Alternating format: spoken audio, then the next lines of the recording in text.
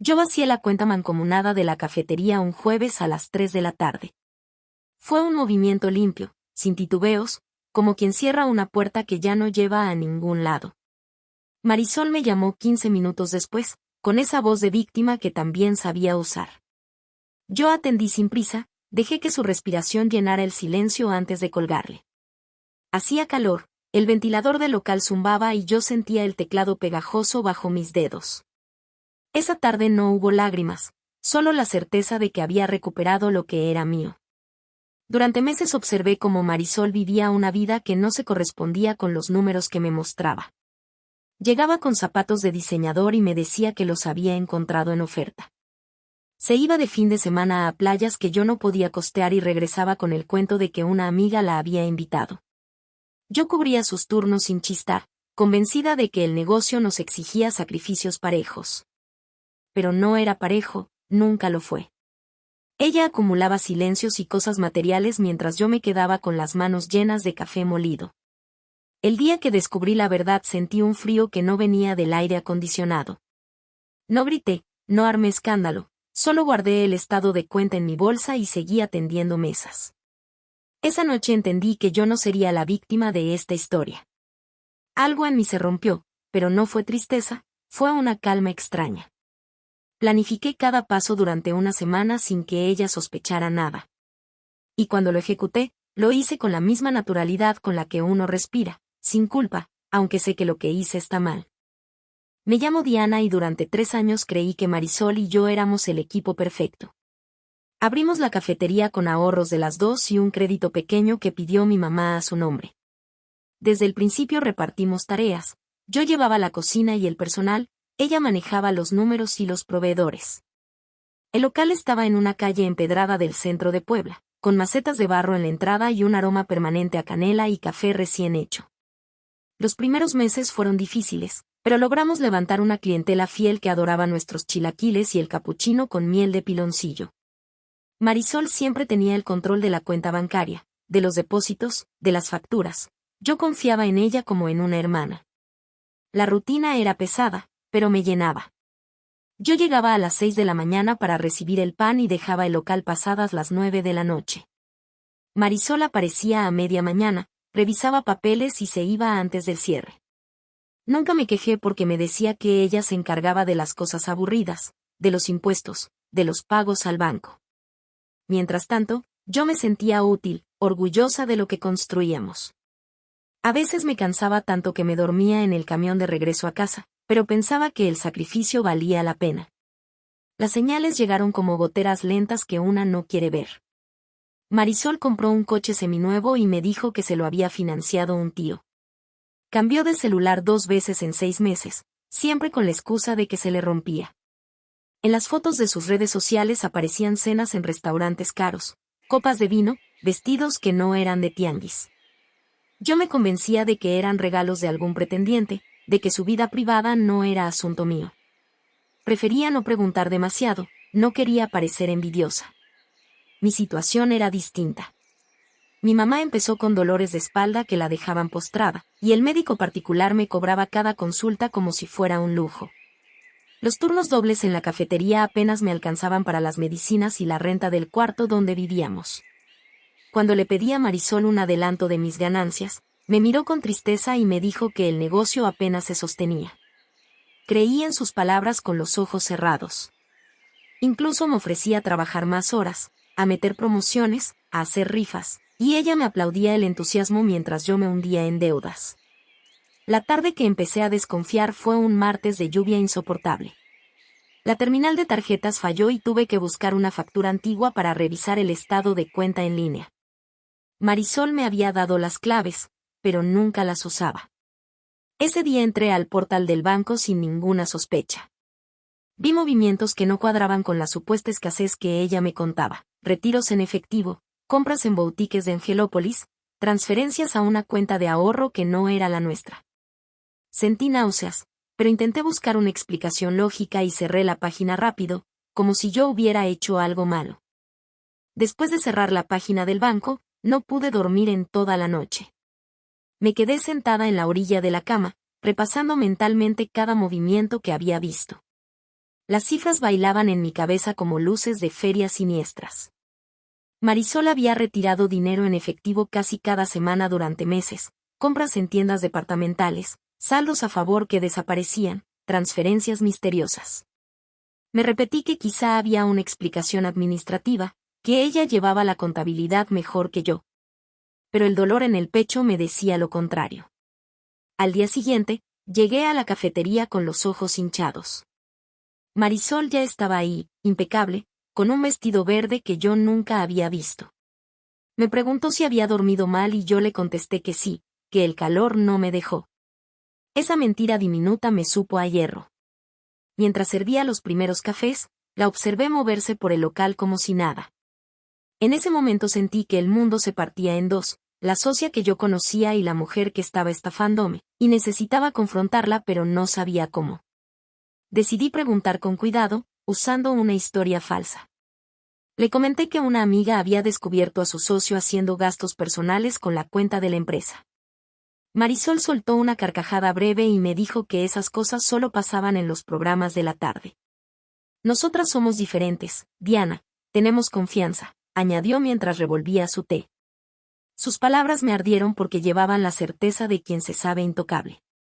Quise gritarle, pero en lugar de eso sonreí y le di la razón. Fue la primera vez que mentí con todo el cuerpo, y la primera vez que planeé algo con frialdad. Esa noche revisé el portal del banco de nuevo, pero ahora con capturas de pantalla. Guardé cada comprobante, cada retiro, cada incongruencia en una carpeta que nombré pruebas. Mientras lo hacía, recordé las veces que Marisol me invitaba a su casa y yo veía muebles nuevos que ella atribuía a regalos de su papá. Nunca cuestioné nada porque siempre fui la amiga que cree en la palabra. Ahora sentía que me había tragado una mentira tras otra durante años. La decepción no era solo por el dinero, era por el engaño frente a mis narices.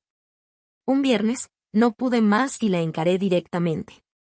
Le mostré uno de los estados de cuenta impreso y le señalé un retiro de 15,000 pesos. Marisol parpadeó, bajó la mirada y luego me sonrió, esa sonrisa de quien va a convencerte de que estás loca. Me explicó que era un pago a un proveedor nuevo, que me había mandado un mensaje y yo debía haberlo olvidado. Busqué el mensaje en el celular y no existía.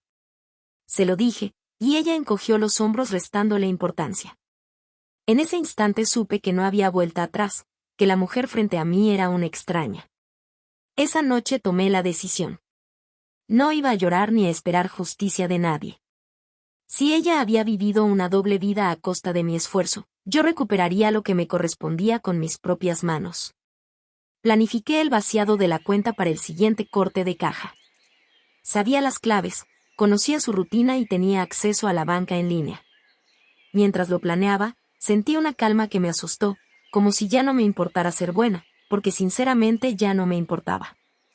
Esa noche no dormí, pero no fue por angustia sino por la urgencia de moverme antes de que Marisol pudiera reaccionar. Revisé cada movimiento de la cuenta de los últimos 18 meses, anoté fechas, montos y destinos que no tenían nada que ver con la cafetería. Encontré retiros en cajeros de zonas donde ella ni siquiera vivía y compras en tiendas de lujo que yo jamás pisaría. La traición era tan meticulosa que parecía una contabilidad paralela, hecha con la paciencia de quien te sonríe por las mañanas. Guardé todo en una memoria USB y también en la nube, por si acaso, y luego me preparé un café cargado como si fuera cualquier día. Marisol empezó a sospechar sin que yo dijera nada. Llegó más temprano durante varios días seguidos, revisaba los tickets de venta y me hacía preguntas sobre proveedores que nunca le interesaron. Se sentaba en la barra con el celular y fingía escribir mensajes, pero yo sentía su mirada siguiendo mis pasos. Una tarde, delante del repartidor del pan, me dijo que debíamos reforzar la confianza entre nosotras porque los números no cuadraban. Le sonreí con una calma que no sentía y le contesté que seguramente era un error, que yo no había notado nada extraño. Mi mamá empezó con fiebres altas y el médico me pidió estudios que costaban más de lo que yo ganaba en 2 semanas. Cuando se lo comenté a Marisol, ella puso cara de preocupación y me dijo que la cafetería estaba en números rojos.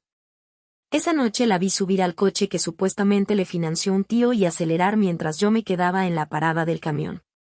Algo en mi pecho se endureció de golpe, como si un resorte se reventara y dejara de importarme lo que ella pensara de mí.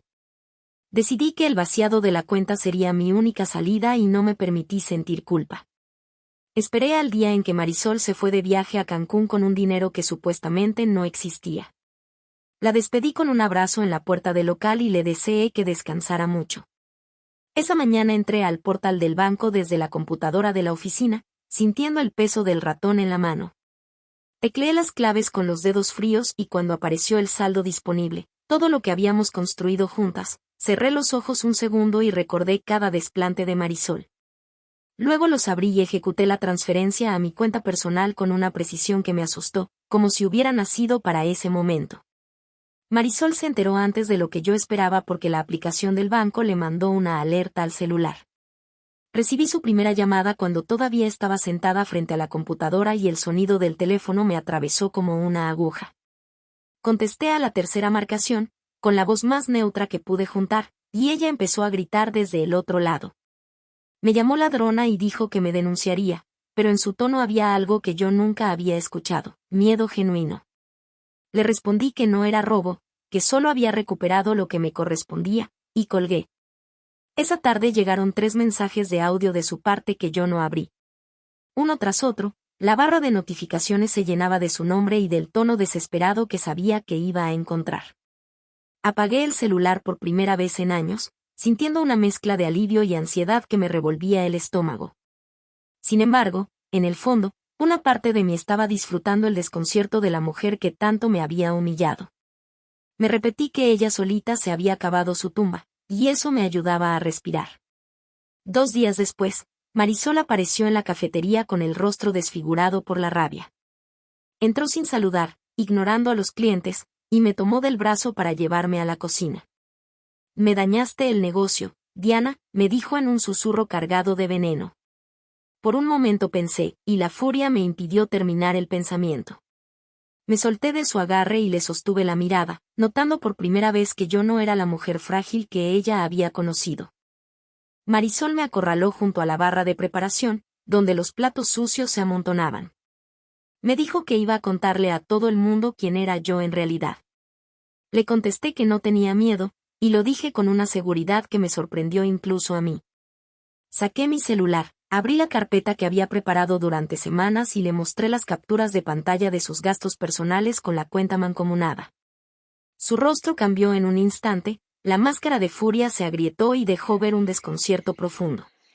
Hubo un silencio pesado, roto apenas por el zumbido del refrigerador. Marisol retrocedió un paso sin apartar la vista del teléfono. Le expliqué que tenía cada retiro, cada transferencia, cada compra en boutiques, documentada con fechas y montos exactos. Le mencioné el viaje a Cancún, las cenas en restaurantes de lujo y hasta los vuelos que pagó con el dinero que supuestamente no teníamos. Ella abrió la boca para decir algo y yo levanté una mano para detenerla. ¿Sabes qué es lo peor? Le pregunté sin esperar respuesta, que no hiciste falta como socia, sino como amiga. Tú veías cómo me rompía el lomo mientras mi mamá se enfermaba y nunca te tembló la mano para seguir sacando. Marisol intentó reconstruir su pose de víctima, dijo que yo no entendía nada, que los gastos eran necesarios para el negocio. La escuché sin interrumpir y luego le mostré la conversación con el agente de viajes que encontré en el correo de la empresa, donde pidió un paquete todo incluido para 2 personas. Su rostro palideció por completo. Le revelé entonces lo que había descubierto sin querer: la doble vida no era solo material, sino también sentimental. Marisol tenía otra pareja desde hacía más de un año, alguien a quien financiaba con la misma cuenta que yo llenaba madrugada tras madrugada.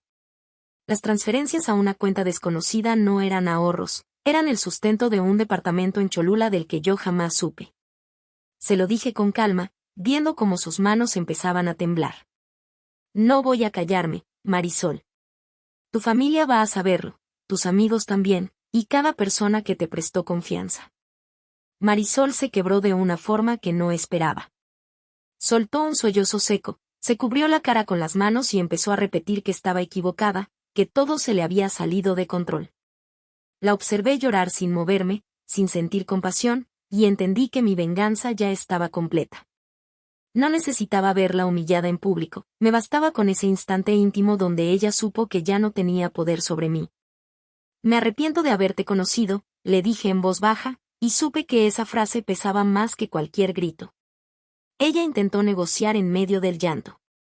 Prometió devolverme todo, pidió que no le contara a sus papás, que no le exhibiera frente a los proveedores. Por un momento, y entonces recordé cada vez que me dijo que la cafetería no daba para más, la rabia me devolvió la claridad.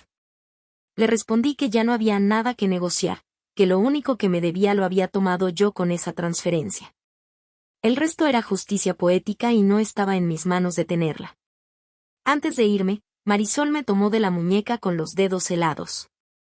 Me pidió que al menos la dejara explicarse, que me contara por qué empezó todo.